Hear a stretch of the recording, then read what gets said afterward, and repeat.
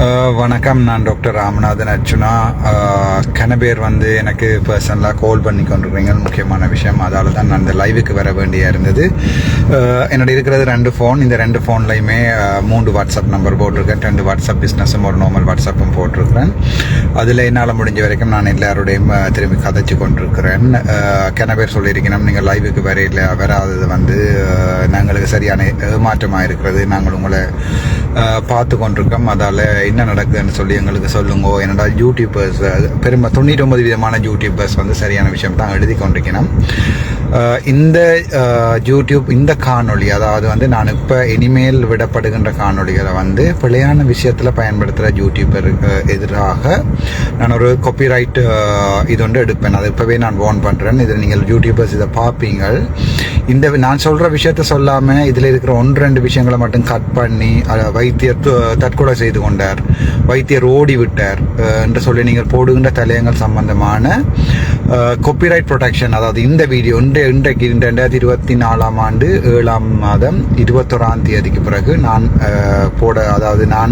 நான் முதல் சொல்லியிருக்கேன் கிளியராக நீங்கள் என்னுடைய யூடியூப்பை பாவிக்கலாம். நான் சாப்பிடாம இருக்கிற நேரங்களில் கூட நீங்கள் அண்ணா ஒரு 5 மினிட்ஸ் எங்களுக்கு தர மாட்டீங்கன்னா நான் யோசிக்கணும் உங்களுக்கு 2000 வியூவில் இருக்கிறது ஒரு 20,000 வியூக்கு போட்டுமன்றதால நான் சாவாச்சேரியில் சாப்பிடாம இருக்கிற நேரங்களில் கூட உங்களுக்கு நான் வீடியோஸ் வந்திருக்கிறேன், நீங்கள் பார்க்கட்டும்னு சொல்லி. ஏனென்றால் இந்த போராட்டத்தை உலக அளவில் கொண்டு போனது உங்களுடைய பெருமை தான் சாரும். அதில் 1-2 யூடியூபர்ஸ், அதாவது இந்த போராட்டத்தில் பாதிக்கப்பட போகிற கூடிய ஆக்களிடமிருந்து நீங்கள் ஒரு சில கொஞ்சம் பணத்தொகைகளை வேண்டிக் கொண்டு என்னுடைய வீடியோக்களையும் பாவித்து எனக்கு எதிராக கருத்துக்களை விடுவது எனக்கு உண்மையாகவே சரியான கவலையாக இருக்கிறது. நான் நினைக்கிறேன், நீங்கள் உண்மையான விஷயத்தை சொல்லும்போது மக்கள் உங்களை ஆதரிப்பார்கள், இல்லாத ஒரு நாள் மக்கள் உங்களுக்கு முத்திரை குத்தி விடுவார்கள் என்று நினைக்கிறேன். விஷயத்துக்கு வருவோம். ஆதலால் இந்த வீடியோக்களை தாங்கள் பாவிப்பது, அதாவது இந்த யூடியூப் லைவ் வீடியோக்களை நீங்கள் பாவிக்க இயலாது, அது காப்பிரைட் ப்ரொடெக்டட். இப்போ கூட டாக்டர் ராமநாதன் அர்ச்சுனான்னு சொல்லி ஒரு ஆள் கிரியேட் பண்ணியிருக்கிறார், அவரை நான் ரிப்போர்ட் பண்ணியிருக்கிறேன். என்னுடைய யூடியூப் வீடியோக்களை யாரையுமே பாவிக்க முடியாது, அது காப்பிரைட் ப்ரொடெக்டட். சேம் டைம் இந்த ஃபேஸ்புக் லைவுகளை நீங்கள் பிழையான விஷயத்தில் பாவிப்பீர்களாக இருந்தால் அதற்குரிய காப்பிரைட் ப்ரொடெக்ஷன் ஆக்டுகளை நான் உங்களுக்கு நடவடிக்கை எடுப்பேன். ஏன்னா நீங்கள் அது பிழையான விஷயத்தில் முக்கியமாக சில பல ஆக்களிடம் காசுகளை வேண்டிக் கொண்டு நீங்கள் இப்படியான வேலை செய்கிறீர்கள் என்று என்னுடைய பொதுவான அபிப்பிராயம். எல்லாரும் இல்லை, 99 விதமான யூடியூபர்ஸ் அப்படி செய்யறீங்களா, 1-2 பேர் தான் அப்படி செய்யிருக்கணும். விஷயத்துக்கு வாரன். இந்த பிரச்சனைகள் நீண்டு கொண்டே போகுது, பூதாரமாக வெடிக்குது. நான் இப்பவும் சொல்றது, அந்த வைத்தியர்களோட 25 வைத்தியர்களிடம் நாங்கள் இப்பவும் அதாவது உங்களுடைய பேரில் ஏற்படுகிற களங்கம், நான் கிட்ட கேள்விப்பட்டிருக்கேன் 4 டாக்டர்ஸ் ரிசைன் பண்ணினோம்னு சொல்லி. இப்போ 1-2-3 பேர் செய்த வேலையால எல்லாருடைய வாழ்க்கையும் பாதிக்கப்பட்டு பொதுவாகவே எல்லா வைத்தியர்களை நோக்கியும் கைகள் நீட்டப்படுகின்ற விஷயம் ஒன்று வந்திருக்குது. நான் முக்கியமா இந்த கோலை அதாவது இந்த லைவுக்கு காரணம், கனவே நான் என்ன செய்யணும் என்று தெரியாம கேட்டுக்கொண்டிருக்கிறபடியால் அதனால் தான் நான் இந்த லைவுக்கு வந்தேன். இப்போவும் யாழ்ப்பாணத்தில் நடக்கின்ற விஷயங்கள் சம்பந்தமாக எனக்கு சொல்லப்பட்டு கொண்டிருக்கிறது. திங்கட்கிழமை காலை வரைக்கும் பொறுமையாக இருக்கவும், அதில் நாங்கள் பார்த்துக் கொள்ளலாம் எங்களுடைய மினிஸ்ட்ரி ஆஃப் ஹெல்த் எவ்வாறான நடவடிக்கை செய்கின்றது. அன்று நொதர்ன் ப்ரொவின்ஸ் ஹெல்த் டயலாக் என்று சொல்லப்படுகின்ற திட்டமிடப்பட்ட ஒரு பிரசன்டேஷன் டாக்டர் சமன் பத்ரன் அவர்களால் திட்டமிடப்பட்ட ரீதியில் செய்யப்பட்ட இது ஒன்று அன்று வெளியாகி இருந்தது. அந்த வெளியாகி இருந்து அவர் என்ன செய்கிறார் சொன்னால், அதாவது யாழ்ப்பாணமே நெருப்பாக இருந்து கொண்டிருக்கின்ற போது சாவச்சேரி ஆதார வைத்தியசாலை பிரச்சனைகள் மொத்தமாக கதைக்கப்பட்டிருக்கின்ற போது டாக்டர் வைத்தியர் சமன் பத்ரன் அவர்கள் ஒரு பிரசன்டேஷனை செய்திருந்தார். நீங்கள் அதை ஆன்லைன் பார்த்திருக்கலாம். அது சரியான ஒரு துரோக செயலாகவே நான் பார்க்கிறேன். நான் பொதுமக்களிடம் கேட்டுக்கொள்வது, எல்லா வைத்தியர்களை நோக்கியும் கை நீட்டாதீர்கள். அவர்கள் சில நேரத்தில் பணம் சம்பந்தமான விடயத்தில் பிழைவிட்டிருக்கலாம். ஆனால் எனக்கு தெரிய 98 விதமான வைத்தியர்கள், 99 விதமான வைத்தியர்கள் தாங்கள் விரும்பி ஒரு நோயாளியை பாதிக்கும் விதமாக என்றுமே நடப்பதில்லை. நானும் ஒரு சாதாரண வைத்தியனே. அப்ப நீங்கள் வைத்தியர்களை நீங்கள் நோக்கி குறை நீட்டும் போது அதை என்னை நோக்கி நீட்டுகின்ற கையாகத்தான் அமையும். சாதாரணமாக ஒரு வைத்தியனாக நாங்கள் தோளிலே ஸ்டெதஸ்கோப் போடுகின்ற போது, ஒரு சர்ஜனாக நாங்கள் ஒரு சர்ஜிக்கல் கிட் போடுகின்ற போது எங்களுடைய சாதாரண மனம் சொல்லும் நாங்கள் எந்த நோயாளியையும் பாதிக்குமாறு நடவடிக்கை எடுக்கக்கூடாது. ஆனால் பணம் சம்பந்தமான விஷயங்களை அவர்கள் பிழைவிட்டிருக்கலாம். சாதாரணமாக எங்களுடைய வைத்தியசாலையிலே செய்யக்கூடிய ஒரு சர்ஜரியை அவர்கள் டிலே பண்ணி கொண்டு போய் பிரைவேட்டிலே செய்திருக்கலாம், அது நடந்திருக்கலாம். பட் அவர்கள் அங்கே செய்கின்ற சர்ஜரியை ஒரு நாளுமே கவனக்குறைவாகவோ அல்லது பேஷண்ட்ஸ் ஆகட்டுமோன்னு சொல்லி ஒரு வைத்தியன் கூட செய்ய மாட்டார். அது நான் 100% எனக்கு நம்பிக்கை இருக்கிறது. நானும் அவர்களில் ஒருவன் என்ற அடிப்படையில் அவர்கள் அப்படி செய்ய போவதில்லை. ஆனால் சாதாரணமாக காலில் ஒரு புண் வந்தால் எங்களுடைய வெளிநாட்டு ஆட்களிடம் கதைக்கும் போது உங்களுடைய யாராவது வெளிநாட்டு சொந்தக்காரர்களாக இருக்கிறார்களா என்று கேட்கிறது. ஆம் என்று சொல்லும் போது அவர்களை கதைக்க கொடுப்பது. அப்போது அவர்கள் சொல்வது, ஐயா இவ்வளவு செலவானாலும் பரவாயில்லை, எங்களுடைய அம்மாவை காப்பாற்றுங்க உண்டு. அப்ப நாங்கள் சாதாரணமாக காலில் ஒரு புண் வந்து ஒரு ஓரல் ஆன்டிபயோட்டிக் குடிக்கிற ஆன்டிபயோட்டிக்கோட வீட்டை அனுப்பக்கூடிய பேஷண்ட்ஸை நாங்கள் ஓட்டிலே அட்மிட் பண்ணி அவருக்கு ஐவி ஆன்டிபயோட்டிக் போட்டு அவருக்கு ஏசி போட்டு கொடுத்து 3 லட்சம் 5 லட்சம் வேண்டுகிற விஷயங்கள் உண்மைதான். அதில் யாரையும் எந்த வைத்தியரும் அதை மறக்க முடியாது. நீங்கள் அவ்வளவு சுத்தமானவர்கள் என்று சொல்லக்கூடியது நீங்கள் அப்படின்னா நீங்கள் வாழ்க்கையிலேயே பிரைவேட் செய்யக்கூடாது. நீங்கள் கௌரி அம்மா மாதிரி இருந்திருக்க வேண்டும். அதை நீங்கள் தெளிவாக விளங்கிக் கொள்ளுங்கள். உங்களுடைய பண ஆசை இல்லை, உங்களுடைய காசு ஆசை இல்லை என்று நீங்கள் சொல்லுவீர்களா இருந்தால் பாஸ் அவுட் பண்ற காலத்திலிருந்து இன்று வரைக்கும் பிரைவேட் செய்யாமல் இருந்திருக்க வேண்டும். நீங்கள் சொல்லுவீங்கள் அது எங்களுடைய அடிப்படை உரிமை என்று ஒத்துக்கொள்கிறேன். ஜாழ்ப்பாணத்தில் உள்ள பிரச்சனை என்று சொன்னால், உதாரணத்துக்கு சாவச்சேரி வைத்தியசாலை எடுத்து பார்த்தோம் என்றால் கூட, சாவச்சேரி வைத்தியசாலைக்கு வெளியே இருக்கின்ற 2 வைத்தியசாலைகளில் சர்ஜரி செய்யக்கூடிய வசதிகள், எக்ஸ்ரே அதாவது டிஜிட்டல் எக்ஸ்ரே எடுக்கக்கூடிய வசதிகள் இருக்கும் போது திட்டமிட்ட ரீதியில் கவர்மெண்ட் வைத்தியசாலைகள் புறக்கணிக்கப்பட்டு அவைகள் அப்படியே வைக்கப்படுகின்றதுதான் உண்மை. அங்கே நாங்கள் எக்ஸ்ரே ஆமை, அதாவது எக்ஸ்ரே ஆமை கலட்டி விட்டு நீங்கள் வெளியே போய் எடுத்துக்கொண்டு வாங்கோ, அதாவது எக்ஸ்ரே ஒன்று எடுத்துக்கொண்டு வாங்கோன்னு சொல்லப்பட்ட வரலாறுகள் உண்டு. அதாவது சாவச்சேரி வைத்தியசாலையில் வெளியே உள்ள பிரதான 2 வைத்தியசாலைகளை பார்த்தீர்கள் சொன்னால் 2 முக்கியமான நர்சிங் ஆபீசர்ஸ் பேரில் தான் அவைகள் பதியப்பட்டிருக்கின்றன. அப்போது அந்த நர்சிங் ஆபீசர்ஸ் இங்கே வேலை செய்து கொண்டிருந்தார்கள். அவர்கள் சொல்லிவிட்ட விஷயம் அதாவது நீங்க பார்த்தீங்கன்னு சொன்னால் நியூ மெடிக்கேரா இருக்கலாம் அல்லது கிரீனா இருக்கலாம், அவர்களுடைய பதிவுகள் அந்த நர்சிங் ஆபீசர்ஸ் பேர்ல தான் இருக்கின்றன. அப்போது அவர்கள் சொல்வார், நீங்கள் அதுல முன்னுக்கு கிரீன்ல போய் ஒருக்கா காட்டிட்டு வாங்குவேன், அவர் நல்லா மருந்து போடுவார்னு சொல்லி. அப்புறம் ஒன் ஷாட் டாக்டர் என்று கூட இருந்தது. சாதாரணமாக நான் வைத்தியனாக வேலை செய்யும் போது நான் பீடியாட்ரிக் சாந்தினி கணேசன் மேடம் அவர்களிடம் தான் நான் பயின்றேன். அது இன்று வரைக்கும் நான் பிரைவேட் செய்யவில்லை. 1 நாள் 2 நாள் நான் உண்மை சொல்லியிருக்கிறேன். என்னுடைய காசு பற்றாக்குறை காரணமாக லோன்களில் இறுகி இருந்த போது வீட்டிலே நான் என்னுடைய கார் கராச்சிலே நான் போட்டுக்கொண்டேன். அதுலேயும் நான் நினைக்கிறேன் ஒரு 3 நாள் அப்படித்தான் அந்த கிட்டத்தட்ட 10 லட்சம் ரூபாய்க்கு கூட மருந்துகள் எடுத்து அப்படியே விட்டு தான் நான் போனேன். அந்த மருந்துகளை கொண்டு திருப்பி கூட கொடுக்கவில்லை. இப்போது நீங்கள் கராச்சை போய் பார்த்தாலும் அந்த மருந்துகள் அப்படியே இருக்கும், அவைகள் போட்டு எரிக்கப்பட வேண்டியவை. அதனால் நான் சொல்ல வேண்டும் என்றால், நாங்கள் கையில், அதாவது பண விடயத்தில் சுத்தம் என்று ஒரு வைத்தியர் சொல்லுவாராக இருந்தால் அது நகைப்புக்குரிய விடயம். அது உங்களுக்கும் தெரியும், எனக்கும் தெரியும், சனமும் சிரிக்கும். ஆனால் நீங்கள் சுத்தமாக வேலை செய்கின்றீர்கள் என்பதில் எனக்கு எள்ளளவும் சந்தேகம் இல்லை. அதாவது நீங்கள் வைத்தியசாலையில் வேலையின் போது வேலை நேரத்தில் வீட்டடிக்கிறீர்களா இல்லையா என்பது சம்பந்தமாக நாங்கள் உங்களுடைய டைரிகளை கூட எடுத்து பார்க்கலாம். நீங்கள் ஓவர் டைம் எழுதுகிறீர்களா, 6 மணித்தியாலும் ஓவர் டைம் எழுதுகிறீர்கள். அதுதான் சொன்னேன், நான் உங்களில் வந்த ஒருவன். ஆதலால் நீங்கள் என்னோட கையை நீட்டும் போது நான் என்னுடைய கால்களை உங்களை நோக்கி நீட்டுவேன். அப்போது நீட்டும் போது உங்கள் எல்லாருக்குமே கஷ்டமாக இருக்கும். ஏனென்றால் நீங்கள் வெளியில் நிற்கும் போது உங்களுடைய கார்களில் பிரைவேட்டில் நடக்கின்ற சிசிடிவி கேமராக்களையும் பார்த்து இதே 6 மாதத்துக்குரிய உங்களுடைய ஓவர் டைமையும் எடுத்து பார்ப்பது என்றால் ஃபினான்ஷியல் தெஃப்ட் என்று சொல்லுவாங்க. அதாவது நீங்கள் என்ன சொல்றது, அக்கவுண்ட்ஸ் அப்படி உங்களுடைய இதை எடுத்து பார்த்தா உங்களோட ஓவர் டைம்ல இருந்து எல்லாமே நாங்கள் கதைக்கலாம். ஆதலால் பொதுமக்களிடம் நீங்கள் தேவையில்லாமல் உங்களுடைய பேரை கெடுக்காமல் தயவு செய்து பொதுமக்கள் பெண்களுடன் படுத்து விட்டு என்னிடம் டாக்டர் ரோஷாந்தன் என்று சொல்கிறவர் சொல்லியிருக்கிறார், என்னிடம் யாராவது, அந்த ஸ்கிரீன்ஷாட் என்னிடம் இருக்கிறது, அதனால் தான் கதைக்கிறேன், என்னிடம் யாராவது வாருங்கள் பார்ப்போம், நீங்கள் இனிமேல் யாருடைய படுத்து விட்டு கரைக்கலைப்புக்கு வாருங்கள் பார்ப்போம், நாங்கள் உங்களை பார்த்துக்கொள்வோம். அப்படியானால் நீங்கள் சொல்லுகிறது என்னென்றால் எல்லா இளைஞர்களும், யாழ்ப்பாணத்தில் இருக்கிற எல்லா இளைஞர்களும் பெண்களுடன் தவறான வகையில் பழகிக்கொண்டு எல்லா பெண்களையும் கூட்டிக் கொண்டு நீங்கள் ஒரு கார்டியாலஜிஸ்ட் உங்களிடையே வருகிறார்கள். அப்போது நீங்கள் என்ன செய்கிறீர்கள், மீசோப்ரோஸ்டோல் கொடுக்கிறீர்கள் என்ற அதுதான் நான் சொன்னேன். நான் உங்களில் ஒருவன். ஆதலால் முட்டாள்தனமான பதிவுகளை பேஸ்புக்கில் இடையிட வேண்டாம். முக்கியமானது. 2வது, நான் தெளிவாகவே சொல்லியிருக்கிறேன், வைத்தியர்கள் வைத்திய கடமையில் இருந்து ஒரு நாளும் பிறழ்வதில்லை. அது எனக்கு தெரிய நான் நினைக்கிறேன் என்னுடைய நண்பர்களாக இருக்கட்டும், என்னுடைய ஆசான்களாக இருக்கட்டும், அவர்கள் பேஷண்ட்ஸ் மாதிரி பார்ப்பார்கள். அதில் ஒரு டவுட்டும் இல்லை. ஆனால் அவர்களை சொந்தக்காரர்கள் வெளியே இருக்கிறார்கள் என்னும் போது நாங்கள் அதை ஒரு வைத்தியசாலைக்கு எடுத்து அங்கே ஏசி போட்டு கொடுத்து அதனுடைய காலமை மத்தியானம் 3 நேரம் ஓட்டோன் செய்து நார்மல் ஒரு அப்பர் ரெஸ்பிரேட்டரி இன்ஃபெக்ஷன் வெப்பம் ஒரு வைரல் ஃபீவர் 178 பிளேட்லெட் கவுண்ட்ல இருக்கிற ஒன்றை டெங்கு என்று சொல்லி நீங்கள் செய்த வரலாறுகள் எல்லாம் இருக்கின்றன. ஆகவே அவை சம்பந்தமாக கதைக்காமல் எனக்கும் பொறுமை இருக்கிறது. நானும் சாதாரண மனிதன் தான். தாங்கள் இப்போது அதை இருக்கிற குழம்பு இருக்கிற குட்டையில் தாங்கள் இவ்வாறு செய்யாமல் அமைதியாக இருப்பீர்களானாக இருந்தால் நாங்கள் அந்த நொதர்ன் கிரிக்கெட் மேட்சை பற்றி கதைக்க தேவையில்லை, விடன் நடந்த விஷயங்களை கதைக்க பற்றி தேவையில்லை. நாங்கள் ஒன்றாக சேர்ந்து மறுபடியும் உங்களுடைய பெயர்களில் ஏற்படுகின்ற கலங்கங்களை இல்லாமல் பண்ணி வைத்தியர்களுக்கு வருகின்ற நேரம் போகின்ற நேரங்களில் ஃபிங்கர் பிரிண்ட் வைக்கக்கூடிய மாதிரி வரும். நான் கதைக்கலாம், நான் என்னோட கதைக்க முடியும், ஆனால் நான் கதைக்க விரும்பவில்லை. ஃபிங்கர் பிரிண்ட் வைத்து உங்கள் வைத்தியசாலைகளிலே நாங்கள் கேமராக்களை பூட்டி நீங்கள் பிரைவேட் வைத்தியசாலையில் வேலை செய்கின்ற நேரங்களையும் பார்ப்போம் ஒரு 6 மாதத்துக்கு. ஆதலால் சொல்கிறேன், என்னை கதைக்க வைக்காதீர்கள். நான் கதைத்தால் உங்களுக்கு அது சரியான கஷ்டமாக இருக்கும்.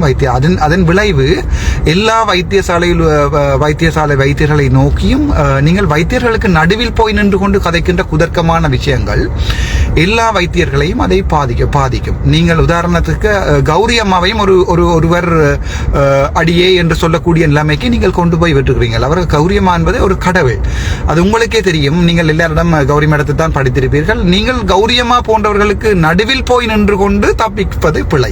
அதுதான் என்னுடைய பொதுவான அபிப்பிராயம். நீங்கள் அது கண் ஆபரேஷன் செய்து போனா கண் போனதாக இருக்கலாம், அல்லது நாங்கள் கதைப்போம் கணக்கு இருக்குது. சத்தியமூர்த்தி அவர்களுடைய தொலைத்தொடர்பாளர் சம்பந்தமான நான் அவர்களுடன் கதைத்து கணக்க தொலைபேசி உரையாடல் கூட என்னிடம் பதிவாக இருக்கிறது.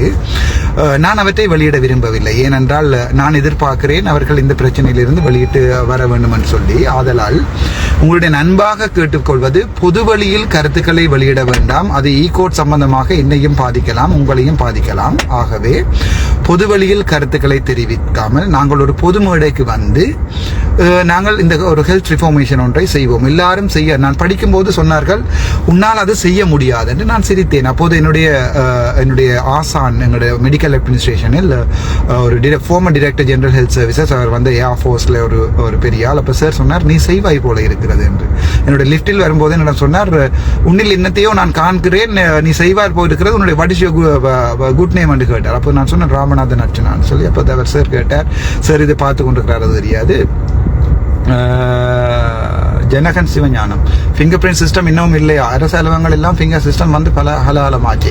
ஃபிங்கர் பிரிண்ட் சிஸ்டம் இல்லை என்று சொன்னால் அது GMOA செய்த வேலை. உண்மையாவே எங்களுடைய அடிப்படை சம்பளத்தை கூட்டணும். நாங்கள் அங்கே இருந்து ஆரம்பிக்கணும். வைத்தியர்கள் 1,40,040, அதாவது என்னுடைய சம்பளம் 1,45,000 இந்த கடந்த 2 வருடமாக.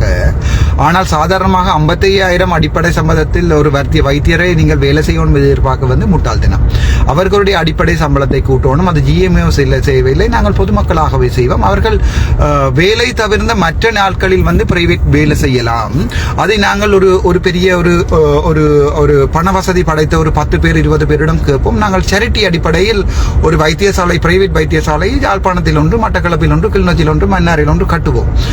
அங்கே நல்ல அட்மினிஸ்ட்ரேட்டர்ஸை போடுவோம். அது சேரிட்டி அடிப்படையில் இருந்தால் கூட அங்கே சாதாரணமாக கொழும்பில் உள்ள ஒரு சர்ஜன் என்ன காசை எடுக்கிறாரோ சர்ஜரிக்கு, அந்த காசை மக்களிடம் மக்கள் உள்ளவர்களிடம் மறவிடட்டும். இல்லாதவர்கள் சேரிட்டி ஃபண்ட், அதாவது அந்த ஆர்கனைசேஷன் ரன் பண்ற ஃபண்டிலேயே அவர்களுக்கு நாங்கள் கொடுப்போம். அப்படியான ஒரு விஷயத்தை நாங்கள் கட்டி எழுப்புவோம். மாற்றம் என்பது மாறாதது, அதை நீங்கள் எப்போதும் விளங்கிக் கொள்ள வேண்டும். நல்ல வைத்தியர்களுக்கு நடுவில் போய் நின்று கொண்டு தாங்கள் குதர்க்கமாக போடும், அதாவது டாக்டர் செந்தூரன் போன்றவர்களுடைய, doctor Roshanthan, doctor Ilango, doctor Manivannan போன்றவர்களுடைய கருத்துக்கள் மொத்தமாக முழு வைத்தியர்களையுமே பாதிக்கின்றது. அவர்களுடைய கருத்துக்கள் மொத்தமாக முழு வைத்தியர்களை பாதிக்கும் போது எல்லா வைத்தியர்களுமே மனமுடைகிறார்கள். அவர்கள் மனமுடைகின்ற போது அவர்கள் இப்போது கொடுக்கின்ற மருந்துகளில் கூட பிள்ளைகள் விடலாம். ஆதலால் வைத்தியர்களை நோக்கி தாங்கள் தயவு செய்து பொதுமக்களிடம் கேட்பது, பொதுவாக தெரியாமல் ஒரு வைத்தியர் அவருடைய பணம் சம்பந்தமான விஷயத்தில் மக்களுடைய கருத்தை நான் ஏற்றுக்கொள்கிறேன். அது பொது கருத்து உள்ளது. அது சாதாரணமாக நீங்கள் சாதாரணமாக நல்ல உதாரணம் சொல்லுகிறேன். ICUவில் என்னுடைய தந்தை இருக்கிறார்கள் என்று வைத்துக் கொள்வோம். அப்போது அங்கே என்னுடைய தந்தை சாக போகிறார் என்றால் சாவறதுக்கு முன்னம், அதாவது வந்து என்னுடைய தந்தையுடைய செயற்கை IPPVயை கலட்டுவதற்கு முன்னம் அங்கே இருக்கிறவர்களுடைய சகோதரர்களுக்கு வந்து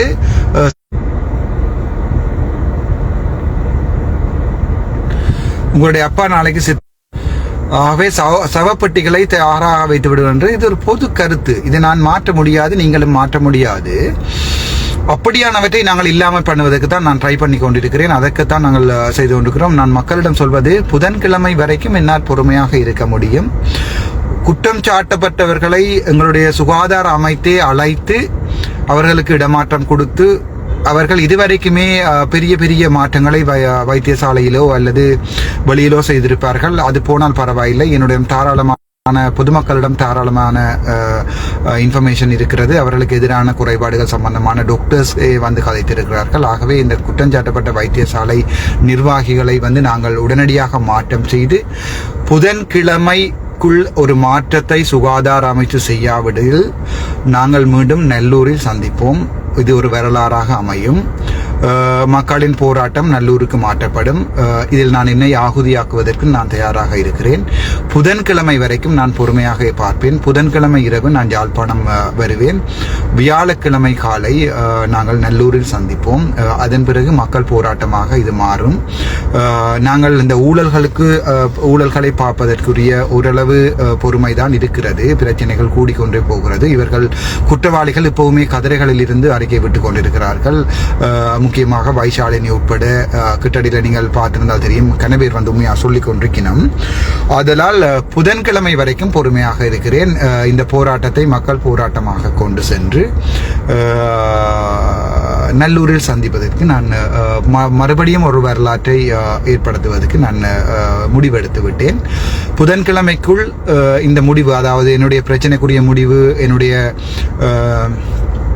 அதாவது என்னுடைய இன்கொயரி ரிப்போர்ட் தராமல் டாக்டர் பனாப்பட்டியவாக இருக்கட்டும், அவர்கள் வந்து எனக்கு கூட அன்று நான் விஷயத்தை உங்களை மக்களுக்கு உண்மையாகவே சொல்கிறேன். என்னோட செக்ரட்டரி என்னோட கதைக்கும் போது நான் அவர்களிடம் சொன்னேன், சார் எனக்கு சாவகச்சேரி இல்லாவிட்டால் பரவாயில்லை, யாழ்ப்பாணத்தில் இன்னொரு இடத்தில் வேலை தரவும் என்று. அப்போது யாழ்ப்பாணத்தில் கூட யாழ்ப்பாணம் போதனா வைத்தியசாலையில் டிப்யூட்டி டைரக்டர் போஸ்ட் என்ற ஒரு மெடிக்கல் ஆஃபீஸர் அவர்களை வைத்துக்கொண்டு வைத்திய சத்தியமூர்த்தி டாக்டர் நித்யானந்தா எனப்படுகின்ற ஒரு மெடிக்கல் ஆஃபீஸரை இவர் வந்து பிள்ளையாக பாவித்து அவர் டிப்யூட்டி டைரக்டர் என்று சொல்லி சீல் பாவித்தே அவர்கள் இதுவரைக்கும், அதாவது தன்னுடைய பண ஊழல் மோசடிகளுக்காக ஒரு டிப்யூட்டி டைரக்டர் சைன் பண்ணினால் நன்றாக இருக்கும் என்பதற்காக அவரை இவர் டிப்யூட்டி டைரக்டராக தானே நியமித்து, பெண்டிங் ரிக்வெஸ்டில் தானே நியமித்து,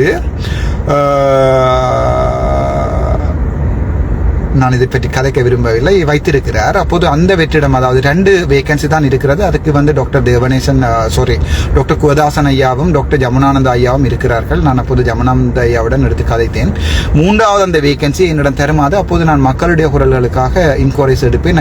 நான் கேள்விப்பட்டிருக்கிறேன், வைத்தியர் சத்தியமூர்த்தி அவர்கள் ஐயா அவர்கள் டாக்டர் லால் பனாப்படியவுடன் ஒரு உடன்படிக்கையை செய்து கொண்டுள்ளார் என்பது சம்பந்தமாக எனக்கு 100% நம்பிக்கை ஏற்படும் வரையில் என்னிடம் சொல்லப்பட்டிருக்கிறது. அந்த உடன்படிக்கையின் அடிப்படையில் என்னை யாழ்ப்பாணத்துக்கு விடக்கூடாது என்று வைத்தியர் லால் பனாப்பட்டி அவர்கள் சரமாரியாக முனைகிறார்கள். அவர்கள் என்னை பேராதனைக்கு அனுப்புவதற்காக.